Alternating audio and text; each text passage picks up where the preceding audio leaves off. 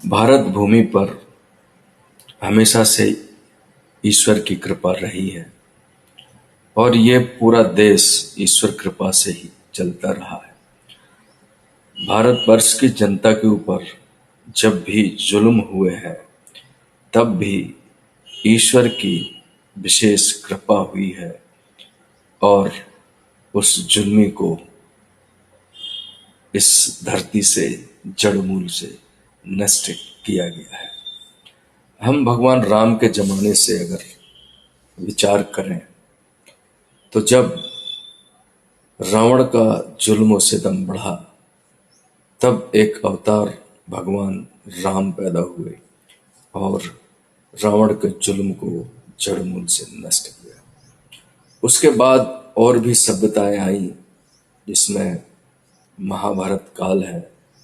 उसमें जो जुल्म और सितम करने वाले लोग थे उनको भगवान कृष्ण ने नष्ट किया।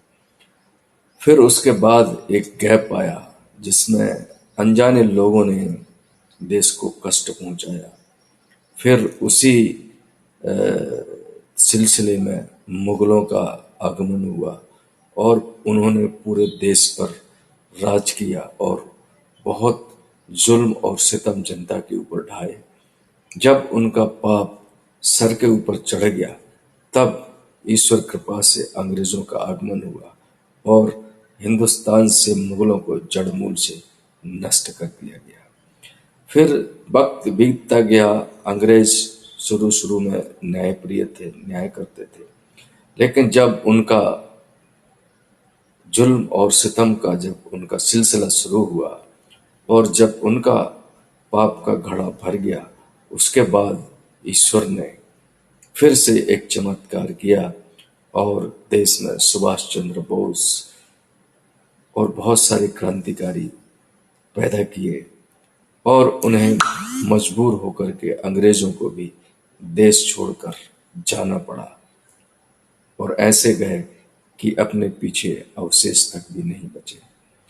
फिर हिंदुस्तान की आज़ादी के बाद देश ऐसे लोगों के हाथ चला गया जिन्होंने उसी जुल्म के सिलसिले को दूसरे तरीके से जारी रखा और देश के देश के अंदर गलत गलत नीतियां देकर जात पात, धर्म, क्षेत्रीय लड़ाई, वैमनस्यता और नफरत की खेती करके करना शुरू करी और जब उनके पाप सर पे चढ़ने लगे तब हिंदुस्तान में एक और अवतार का उदय हुआ और उसने कांग्रेस को भी खत्म कर दिया।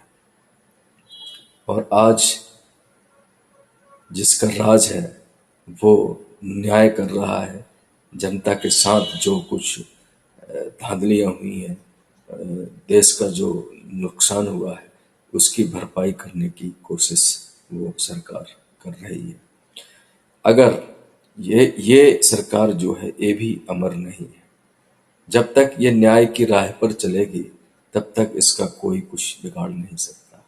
लेकिन अगर इन्होंने भी पिछलों की तरह अन्याय का राह चुनी तो इनका भी नाश निश्चित है। ये सर्वविदित है। हिंदुस्तान की धरती पर जुल्म करने वाले जब भी नष्ट हुए हैं जड़ मूल के साथ नष्ट हुए। इसलिए मेरी सलाह है कि आज जो शासक हैं उन्हें न्याय की राह नहीं छोड़ना चाहिए।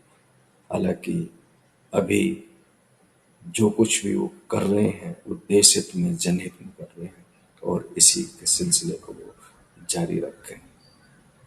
बहुत बहुत धन्यवाद। जय हिंद।